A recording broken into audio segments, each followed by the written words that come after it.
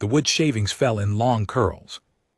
Onto the workshop floor, Owen ran his hand plane across the surface of what would become a chair leg, watching the grain reveal itself with each careful stroke. Outside, the settlement buzzed with the usual afternoon commerce, but here in his small workshop at the edge of town, the only sounds of the whisper of blade on wood and the occasional creak of the building settling in the wind. He had been working on this set of chairs for 3 weeks now. The family who ordered them could have gotten perfectly good furniture from the fabricators in town center. Those machines could produce anything in minutes, molecular assembly, creating items that were technically flawless, but some people still wanted things made by hand. Owen understood why, even if he couldn't quite explain it. There was something alive in wood that died in fabrication.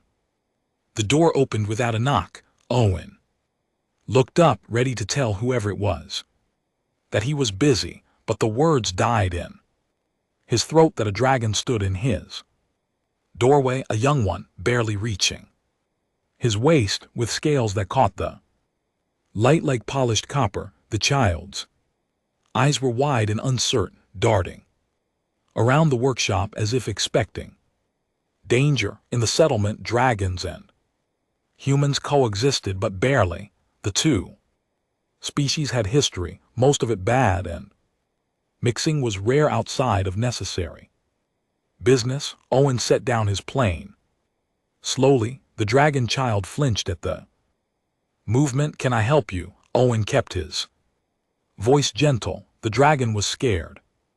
That much was clear. The child didn't answer right away. Small clawed hands clutched something wrapped in cloth against a narrow chest, the wings still small and not yet strong enough for real flight. Trembled slightly. "You are the carpenter?" The voice was soft, almost a whisper. "The one who works with wood?" "I am." Owen stayed where he was, not approaching. "My name is Owen." "I am Ren." The dragon child took one hesitant step inside, then another. "I need help. They said you might." "They said humans sometimes fix things that are broken." Owen nodded toward his workbench. "I do my best. What needs fixing?" Ren moved closer, each step careful and deliberate. When the child reached the bench, small hands unwrapped the cloth with a reverence that made Owen's chest tighten.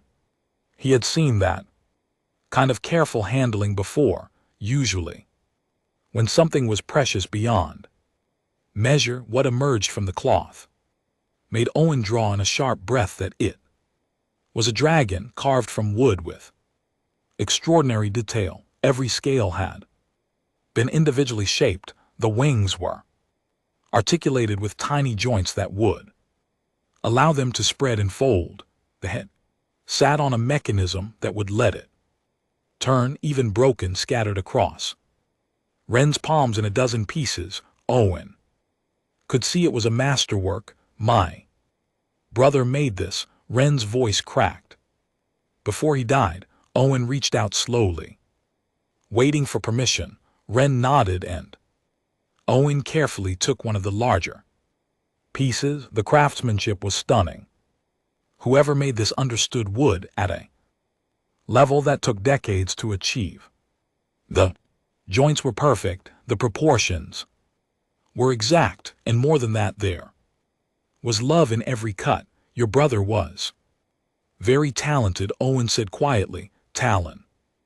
Ren blinked rapidly, and Owen realized dragons could cry, though their tears didn't fall like human ones. He died 6 months ago. There was an accident at the mines, a collapse. "I'm sorry." Owen examined another piece, seeing how it would connect to the first. "This must mean a lot to you." "It's all I have of him."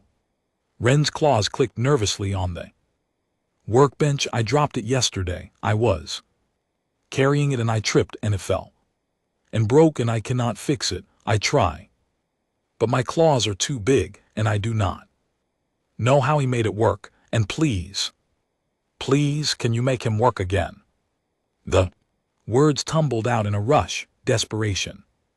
Bleeding through, Owen set down the pieces and looked at the young dragon.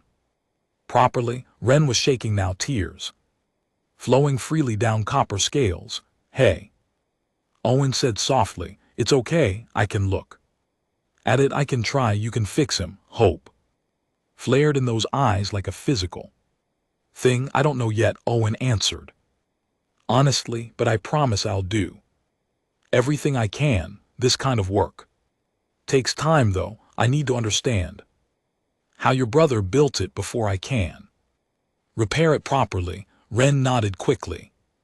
Time is fine. I have time, I can wait. Owen gathered the pieces carefully, spreading them across his workbench. Now that he could see them all together, he started to understand the complexity. This wasn't just a toy. The wing mechanisms were sophisticated, using wooden gears he had only seen in ancient clockwork. The joints were precision, work that would challenge even his skills. Did your brother teach himself this? Owen asked, already knowing the answer. Yes. Ren moved closer, watching Owen's hands. He loved human crafts. He would watch the woodworkers in town learning. Other dragons said it was strange that he should work with metal like proper dragons do, but Talon said wood was alive in a way metal never could be. He said humans understood something important about making things beautiful. Owen felt something shift. His chest, he picked up a piece that looked like the dragon's head, seeing where it had cracked along the grain. This would take delicate work, very delicate work.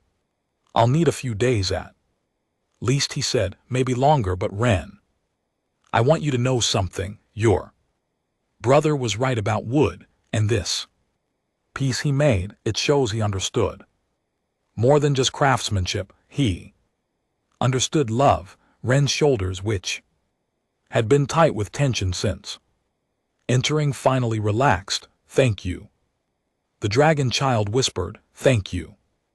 Owen met those copper eyes and saw his own past reflected back. Years ago he had lost someone too. He understood that desperate need to hold on to memory. Come back tomorrow, Owen said. I'll have a better idea of what needs to be done. Ren nodded and turned toward the door, then paused. Do you really think you can make him work again? Owen looked at the broken pieces spread before him, at the love and skill that had created them. Yes, he said he do. Owen's fingers traced the grain of the wooden dragon's wing, following the delicate curve where it had splintered. Midnight had come and gone hours ago, but sleep felt impossible. He had promised to look at the toy, to try to understand it, and now that he had begun, stopping seemed wrong. His workbench lamp cast a small circle of warm light in the otherwise dark workshop. The settlement outside had gone quiet. Even the night shift workers at the processing plant had finished, leaving only the sound of wind moving through the streets. The pieces of Talon's creation lay arranged in careful order. Owen had spent the evening sorting them, grouping components by function: wings with wings, gears with joints, joints with joints. What had seemed like random fragments now formed a pattern, revealing the toy's hidden complexity. He picked up the central body piece, smooth under his fingers, shaped from what he didn't immediately recognize. Not oak or pine or any of the common varieties settlers brought from Earth. This was something local, harvested from the strange forest that grew in the valleys beyond town. The grain ran in spirals, giving the piece natural Strength, Owen held it up to the light. And his breath caught. There were seams. Almost invisible, but there. His fingernail found a tiny catch, barely larger than a grain of sand, and pressed, the body opened like a locket. Inside, carved in miniature, was a scene, 2 dragons in flight, one large and one small, wings spread against a sky full of stars. The detail was extraordinary. Owen could see individual scales, the way the larger dragon's wing curved protectively over the smaller one. He recognized Ren in that small figure and knew the larger dragon must be Talon. His hand shook slightly as he closed that compartment and searched for others. He found 3 more, each opening to reveal another carved memory. Talon teaching Ren to hunt, the 2 brothers sleeping curled together in what must be their nest, a scene of them watching human children play in the settlement square, Talon pointing at something, sharing some observation with his younger brother. This wasn't just a toy, this was a library of love, each memory preserved in wood, hidden away for Ren to discover and rediscover. Owen set the body down gently and rubbed his eyes. They burned with exhaustion. And something else, something that felt like grief waking up after a long sleep. That he had made something similar once. Years ago, before the colony, before the loss that had driven him to this remote corner of space, a music box for his daughter with dancing figures and hidden compartments. She had died before he could give it to her, disease sudden and merciless. The box sat in his quarters now, tucked away where he wouldn't have to see it every day. Owen shook his head, pushing the memory aside. This wasn't about his pain. This was about Ren's. He picked up one of the wing mechanisms, examining the gears that would make it flap. Talon had used a spring system, coiled wood that stored energy and released it slowly. Brilliant work. The kind of engineering that required understanding both the material and the mechanics, but one of the gears was cracked, split along its teeth, though it needed to be completely remade. The door to his workshop opened. Owen looked up expecting Ren, but it was someone else, a human woman named Patricia who ran the general store. She carried a covered basket. Thought you might be hungry, she said, setting it on a clear space on the bench. Saw your light on from my window. You've been in here all day, have I? Owen glanced at the window, surprised to see dawn beginning to lighten the sky. He had worked through the entire night without noticing. Patricia peered at the wooden pieces. That's the dragon toy everyone's talking about, the dead brother's work. Word travels fast. Small settlement. She uncovered the basket, revealing bread and cheese and dried fruit. Some folks think you're foolish helping dragon business.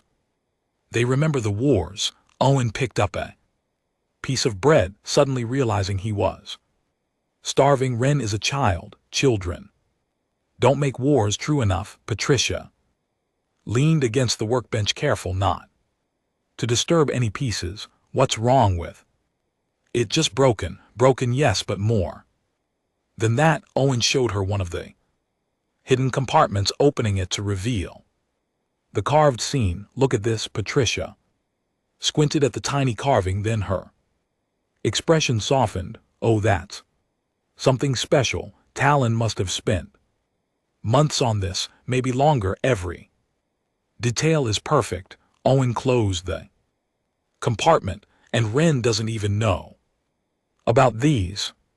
The child just knows of the toy the brother made. You going to tell Ren? Owen considered this. Eventually. But first, I need to make it work again. That's what was asked of me. Patricia nodded and stood to leave. At the door, she paused. Owen, people say you came here to forget something. I don't know if that's true, and I don't need to know. But whatever you're doing with this toy, whatever it means to you, I think it's good work, important work. After she left, Owen ate slowly, thinking about her words. He hadn't come here to forget. He had come here because remembering hurt too much, and distance seemed like the only answer. But now, holding these pieces of Talon's love, he wondered if he had been wrong. Maybe memory wasn't a wound, maybe it was something else. Footsteps outside, lighter than Patricia's. Owen looked up as Wren appeared in the doorway. Morning sunlight catching copper scales. You're still working? The dragon child's eyes went wide. I got interested, Owen admitted. Come look at what I found. Wren approached the bench and Owen opened one of the hidden compartments. The young dragon made a small sound, something between a gasp and a sob. He put us inside, Wren whispered. Talon put us flying together inside. There are more, Owen said gently. 4 compartments total. Your brother wanted you to have these memories. Wren touched the tiny carved dragons with one careful claw, tears flowing again. Can you fix it? The question was quiet. Can you make it so I can see these whenever I want? Owen looked at the broken pieces, at the cracked gears and splintered joints, at the love embedded in wood. Yes, he said. I promise you, I can make it work again. 3 days passed in the rhythm of careful work. Owen carved new gear teeth to match the broken ones, his smallest chisels creating shapes that measured in millimeters. Wren came every afternoon after the dragon child's lessons, sitting quietly on a stool by the workbench, watching Owen's hands move. At first, they barely spoke. Owen concentrated on his work, and Wren seemed content just to be near the pieces of Talon's creation. But slowly, like ice melting under spring sun, the silence between them warmed into conversation. Why do you work with wood? Wren asked on the 4th day as Owen fitted a new section into the dragon toy's wing joint.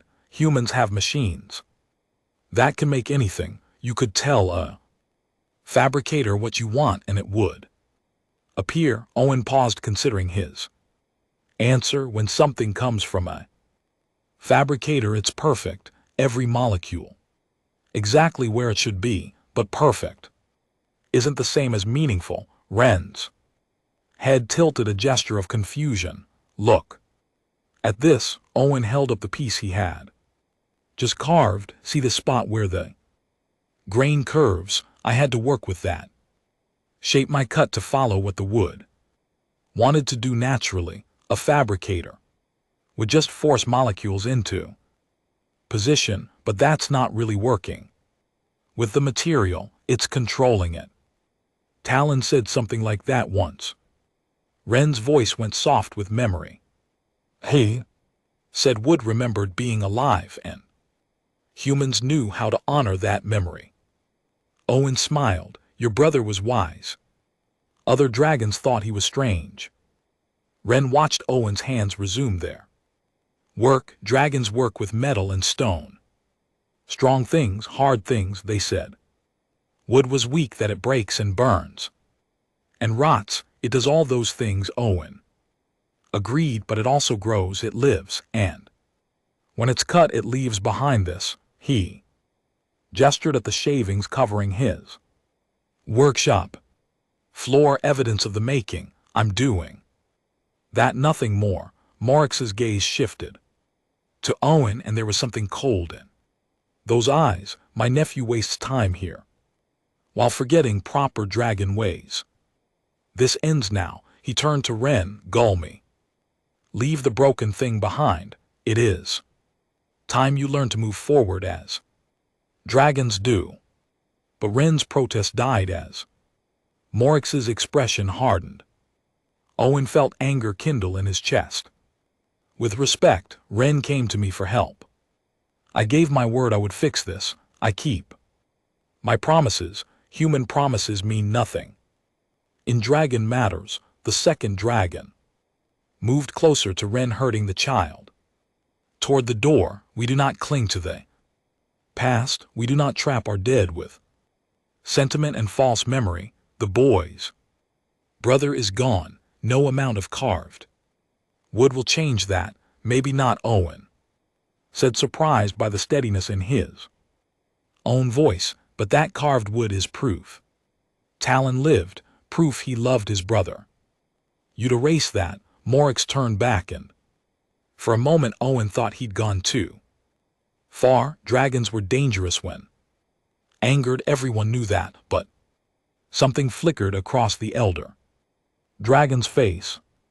Not anger, something else, something that might have been pain. You understand nothing of dragon ways, human, but Morix's voice had lost some of its edge. Ren, gull me now. Ren moved toward the door, shoulders slumped in defeat. At the threshold, the child looked back at Owen, at the pieces of Talon's work spread across the bench. I'm sorry, Ren whispered. Then they were gone, the door closing behind them.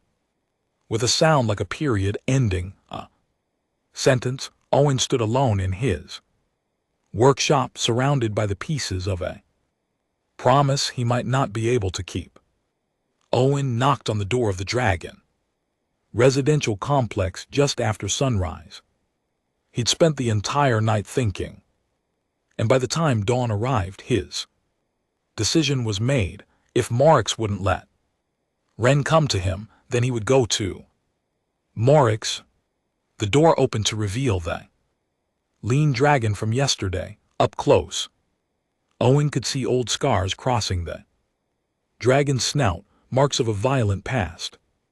The human carpenter, the dragon's tone, made it clear this was not a welcome visit. You are not permitted here. I need to speak with Morix. Owen kept his voice respectful but firm. About Ren, about the toy. Elder Morix does not take meetings with. Let him in. Dras.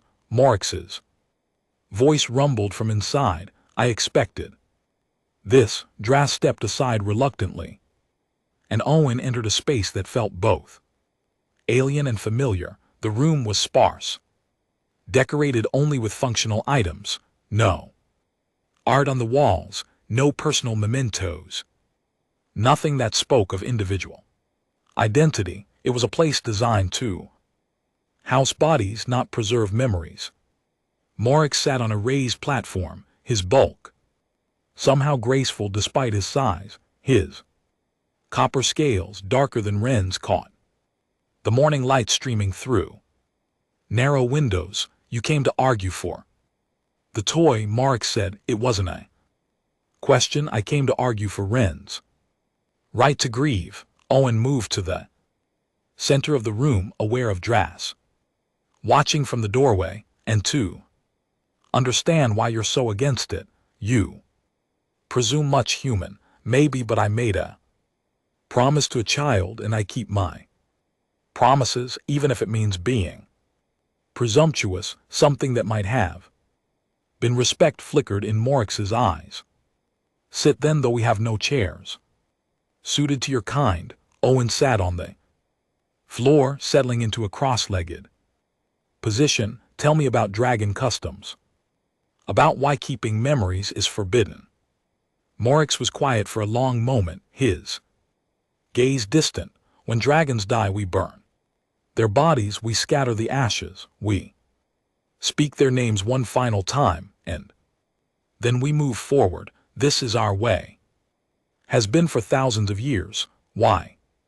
Because attachment to the dead weakens the living. Morix's voice carried the weight of absolute certainty. To keep tokens of them, to preserve their image, traps their spirit, prevents them from moving into whatever comes next, and it traps us as well, chains us to pain that should fade. Owen considered this carefully, and you truly believe that?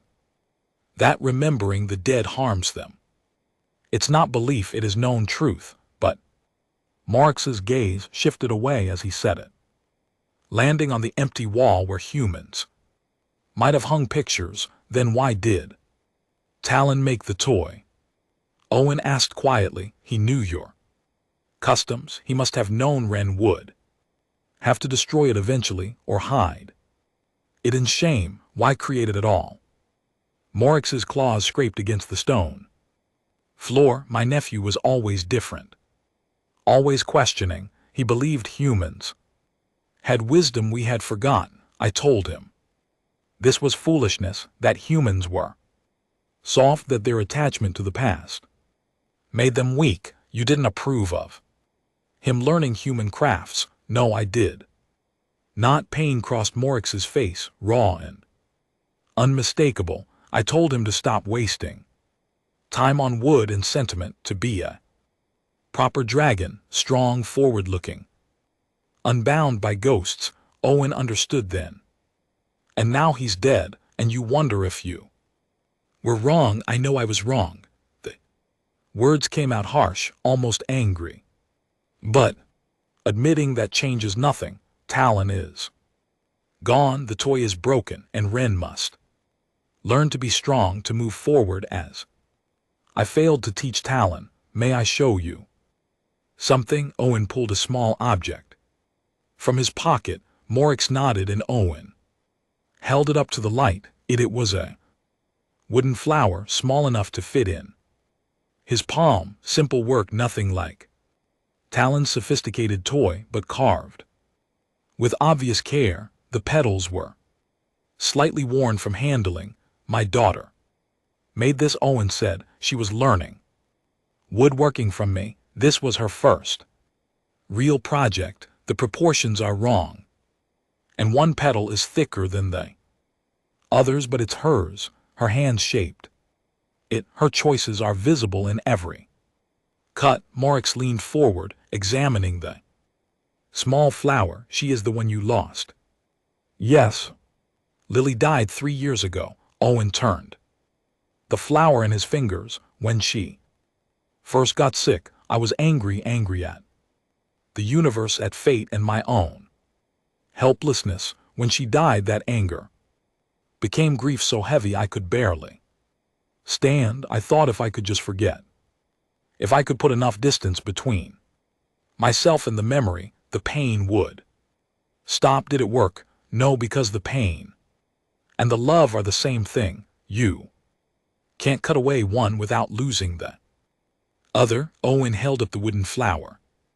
This isn't a chain. It's not trapping Lily's spirit or preventing her from whatever peace exists after death. It's just proof she existed, that she mattered, that the love we shared was real. Pretty words, Dras said from the doorway, but words do not change truth. The dead should rest unremembered. Then, explain Talon's toy, Owen said, turning to face him. Explain why he spent months creating something that holds not just his skill but his love for Ren. Every hidden compartment, every carved detail, every careful joint was an act of love. You call that weakness? Dras had no answer. Owen turned back to Morix. You say attachment to the dead weakens the living, but I think refusing to remember, forcing yourself to forget, that's what creates weakness, because you lose not just the pain but everything else too, the joy, the lessons, the love, all of it gone. Morix stared at the wooden flower in Owen's hand for a long time. When he finally spoke, his voice was barely above a whisper. When Talon died, I ordered his belongings burned, all of them. I thought I was being strong, following tradition, but I wonder now what else burned with those things. What parts of him I destroyed? It's not too late, Owen said. Ren still has the toy, broken, yes, but real, proof that Talon loved Him that's worth preserving, Morix met Owen's eyes. You truly believe this? Memory work makes humans stronger. I believe it makes us human, and maybe that's the same thing Morix arrived at Owen's workshop the next morning with Ren and Tal. The young dragon's eyes were red from crying, but hope flickered when they landed on the workbench where Talon's toy lay partially reassembled. You may continue the work, Morix said. Stiffly, I will observe. I wish to understand what my nephew saw in human methods. Owen nodded and gestured to a reinforced stool he had built during that night. Dragon weight required stronger furniture than human frames. Morix settled onto it with surprising grace, and Ren immediately moved to Owen's side, watching with hungry attention. The wing mechanisms are repaired, Owen explained, demonstrating how the carved gears mesh together. The joints are sound, the hidden compartments all open correctly, but there's a problem. Ren's wings drooped. What problem? Owen picked up the central body piece and pointed to space inside where gear should connect. The heart of the mechanism, the main gear that drives everything else. It's cracked beyond repair. I've tried every technique I know, but the damage is too severe. If I use it, the whole thing will fail within a few movements. Can you make a new one? Ren's voice was small, fragile. That's the problem. Talon used a wood that I don't recognize, something local with specific properties. The grain spirals in a way that gives it flexibility and strength. I've searched through every scrap of wood in my shop, and nothing matches. Owen set the piece down carefully. Without the right material, I can't replicate what he made. Morix leaned forward, examining the broken gear. His expression was unreadable. Show me the wood you need.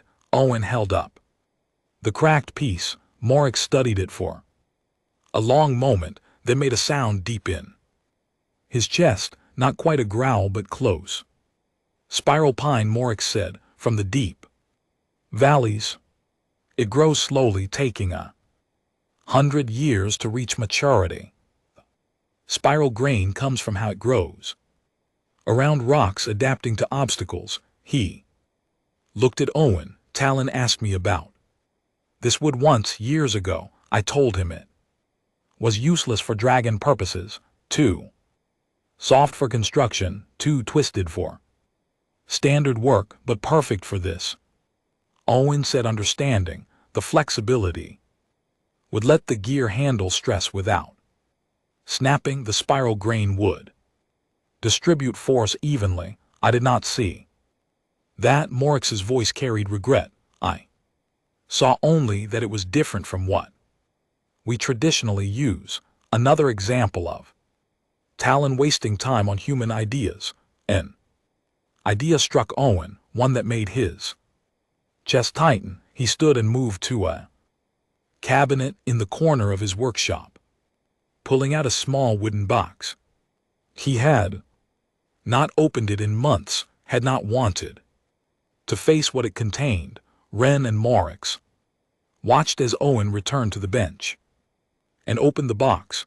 Inside, nestled soft cloth, was a music box, simple decoration on the outside, but when Owen opened the lid, delicate figures emerged, spinning slowly to a melody that no longer played. The mechanism was broken, had been broken since before Owen left Earth. My daughter made this with me, Owen said quietly.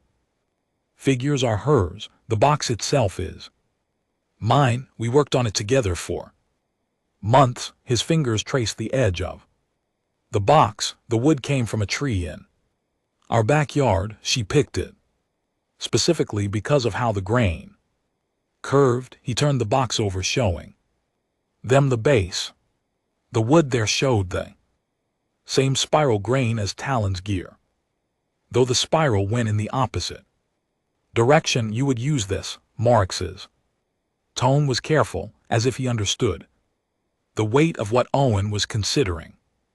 The gear needs to be remade anyway, Owen said, and wood from different sources can be stronger than a single piece. The opposing spirals would actually work better, distribute stress more evenly. He looked at Ren. Your brother made this toy out of love. My daughter made this box out of love. Maybe that love can work together.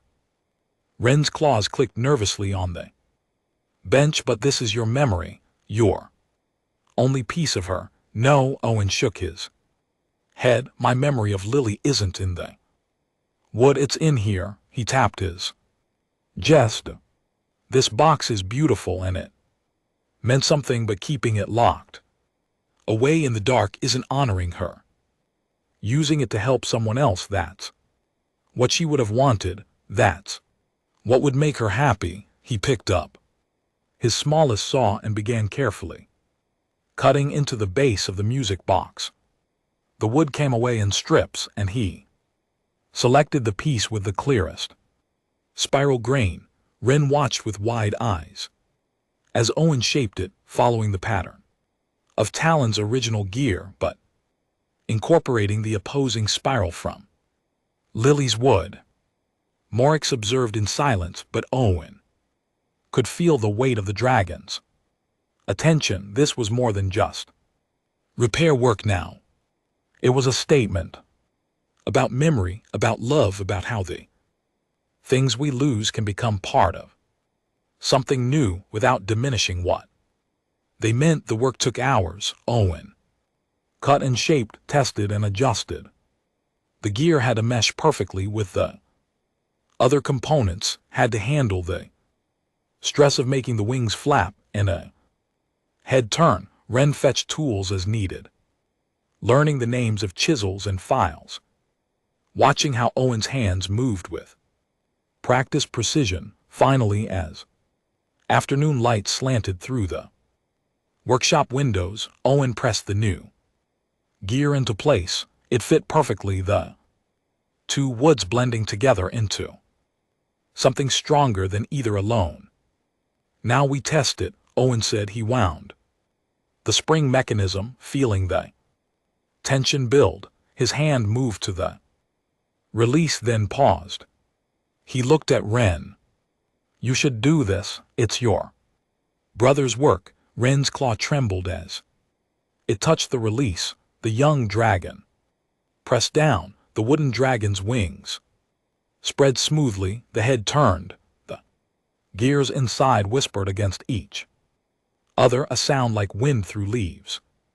Everything worked, everything moved exactly as Talon had intended.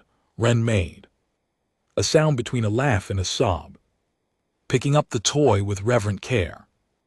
The wings continued to flap, driven by the spring that would wind down eventually, but could be wound again and again for years, for decades. He works, Ren whispered. Talon works. Again, Owen looked at Morix and saw tears on the elder dragon's face, glistening in the afternoon light. The presentation ceremony took place in the settlement's common square 3 days later. Morix had insisted on making it public, had invited dragons and humans both to witness what he called an important moment. Owen had agreed reluctantly, uncomfortable with the attention, but understanding that this was about more than just returning a repaired toy. Temporary platforms had been erected around the square's center. Dragons occupied one side, their bulk making the structure's creak. Humans filled the other, curious and uncertain. The two groups maintained careful distance, old habits of separation dying hard. Owen stood in the center with Ren beside him.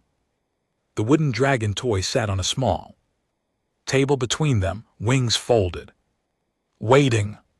Morix approached from the dragon's side, draws at his shoulder and The crowd quieted. This human carpenter was asked to repair a broken toy.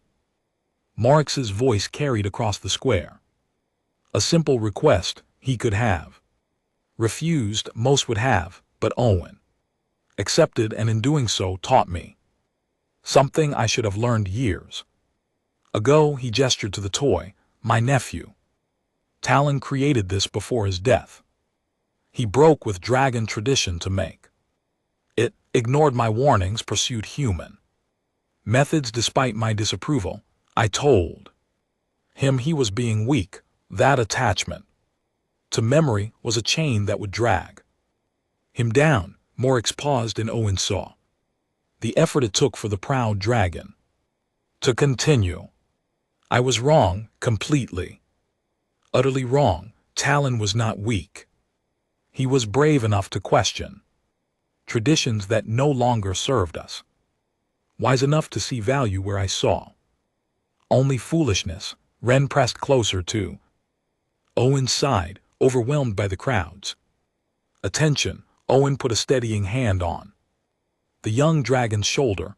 Dragons have long believed that remembering the dead traps their spirits, prevents them from moving forward into whatever comes next. But humans showed me a different truth. Memory does not trap. Memory honors. Memory preserves the love that death tries to steal away. Marx picked up the toy, holding it carefully.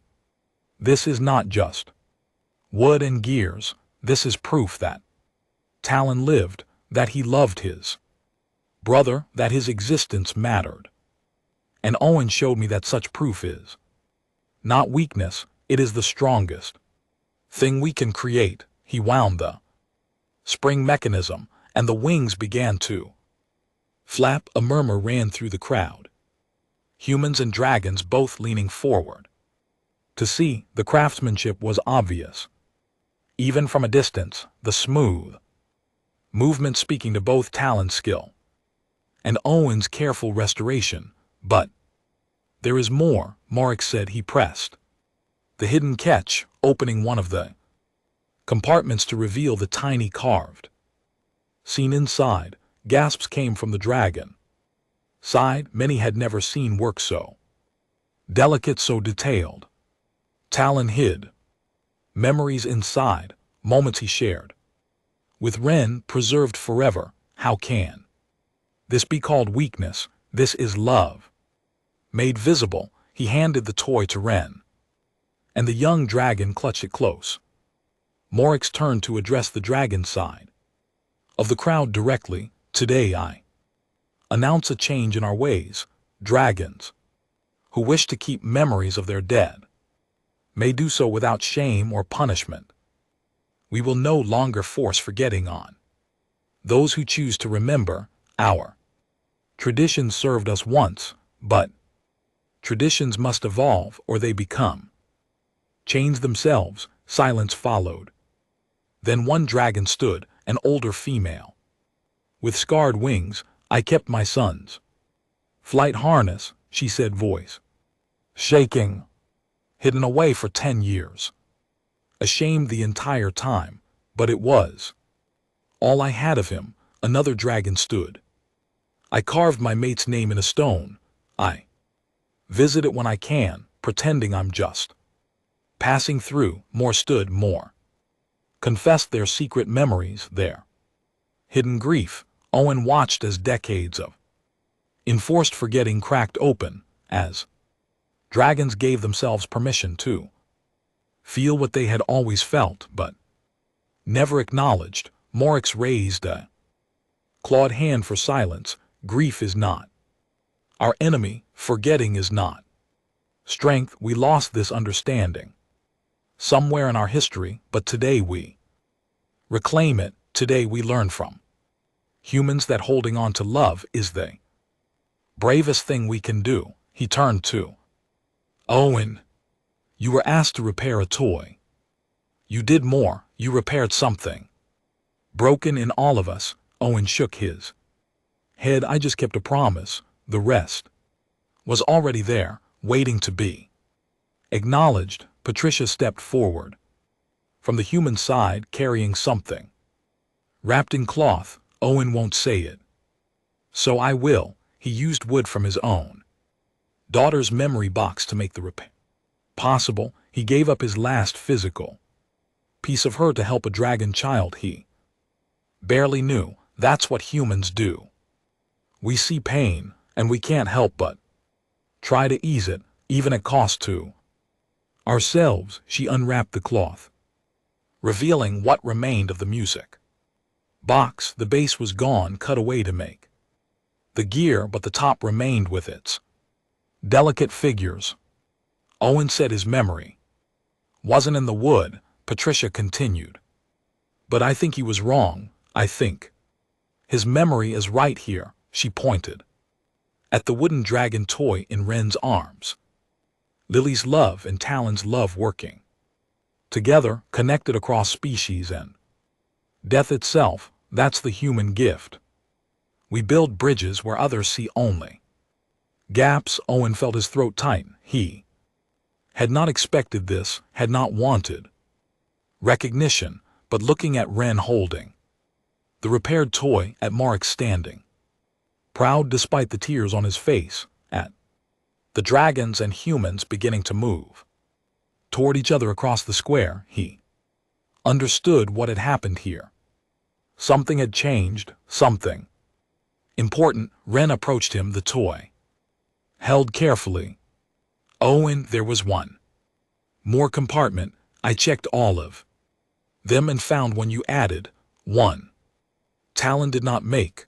Owen nodded. He had carved it on the final night, working by lamplight while the rest of the settlement slept. Open it. Ren pressed the catch. The compartment revealed a scene showing two figures at a workbench, a human and a young dragon, working together on something small and precious. Owen had carved their faces, carefully capturing the concentration and care they both brought to the task. So you will remember this, too, Owen said quietly. So when you look at the toy, you will see not just what Talon gave you, but what we built together. Old love and new friendship. That is how memory should work, always growing, always including the next chapter. Ren threw small arms around Owen's waist, wings wrapping around them both. Dragon child said nothing, but nothing needed saying. Marek placed a heavy claw on Owen's shoulder. You told me that refusing to remember creates weakness.